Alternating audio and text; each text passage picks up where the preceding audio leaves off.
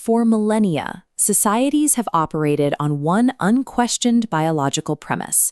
A woman's virginity is a physical, verifiable state, guarded by a specific anatomical seal.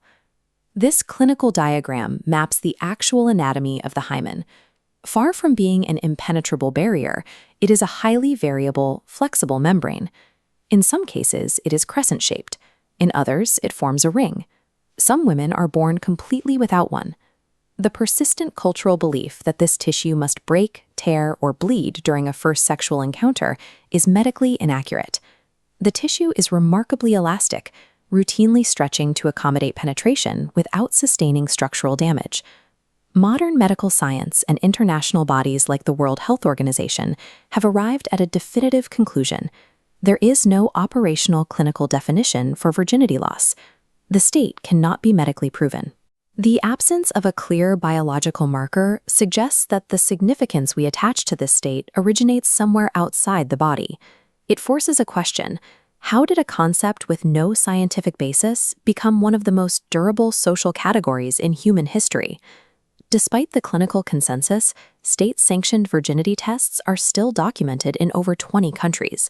International human rights organizations are currently battling authoritarian regimes to ban these forced two-finger examinations.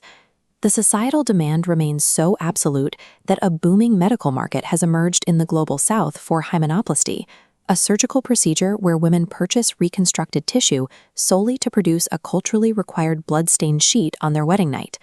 Virginity functions as a highly effective social technology.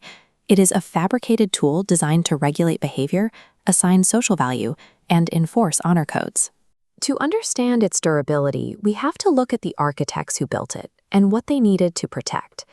The earliest roots of this construct lie in the structural demands of emerging patriarchal societies in the ancient Near East. These ancient agricultural and urban civilizations required a mechanism to ensure legitimate paternity.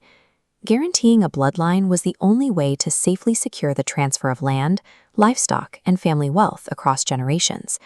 The Code of Hammurabi codifies this economic anxiety.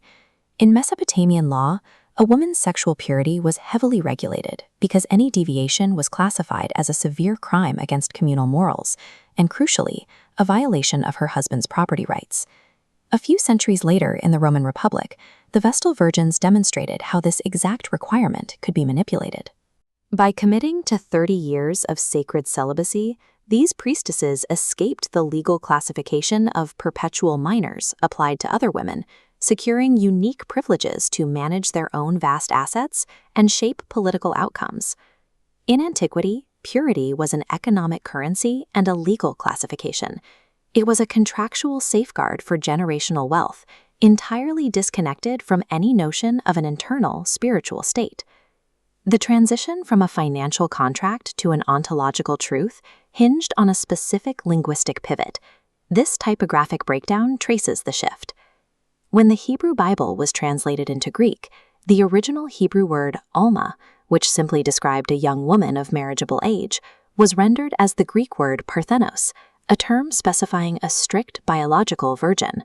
This single translation choice anchored the miraculous birth of Jesus to an anatomical requirement, establishing a new, rigid model for Christian womanhood, where spiritual superiority demanded an untouched physical body. By the late 4th century, theologians like Augustine of Hippo refined this doctrine, arguing that physical virginity was an irreversible anatomical good. Once a woman's body was physically altered, even against her will, that specific tier of physical sanctity could never be regained. The female body was weaponized into a didactic canvas. Figures like Saint Margaret were elevated as virgin martyrs, their physical integrity standing in as literal icons for the purity of the religious faith itself. Because religion and marriage now required strict anatomical integrity, societies faced an urgent forensic problem.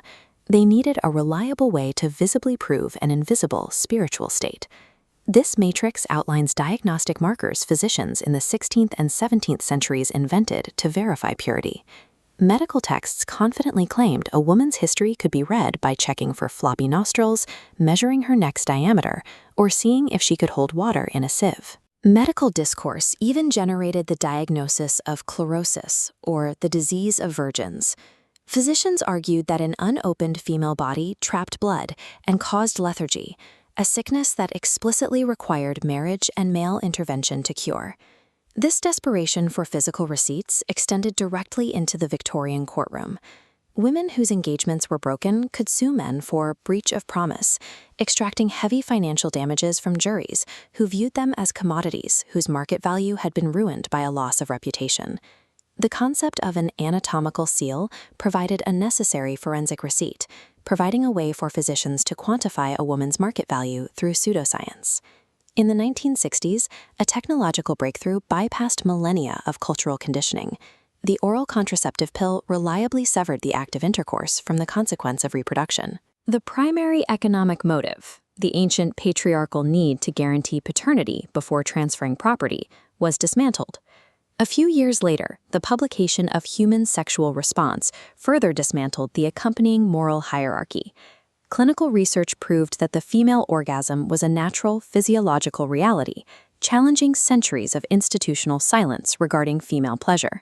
The arrival of effective contraception and clinical data regarding pleasure stripped away the primary economic and biological justifications for the virginity requirement.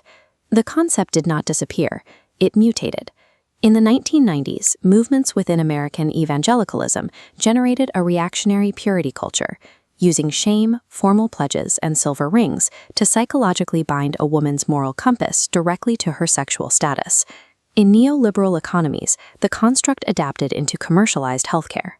Hymen repair surgeries writhe by selling women a temporary surgical illusion of purity, allowing them to navigate and survive deeply entrenched patriarchal honor codes. In the digital corners of the manosphere, involuntary celibate subcultures have weaponized the myth to its darkest extreme. Using a toxic metric they call sexual market value, these groups explicitly reduce women to commodified objects, citing lost purity to justify real-world violence and deep misogyny. Throughout history, virginity has functioned as a flexible instrument for social and economic control, proof that a concept doesn't need a biological basis to exert total influence over human lives. Decoupling human dignity from sexual history allows for true bodily autonomy, finally ending the long history of this architecture of purity.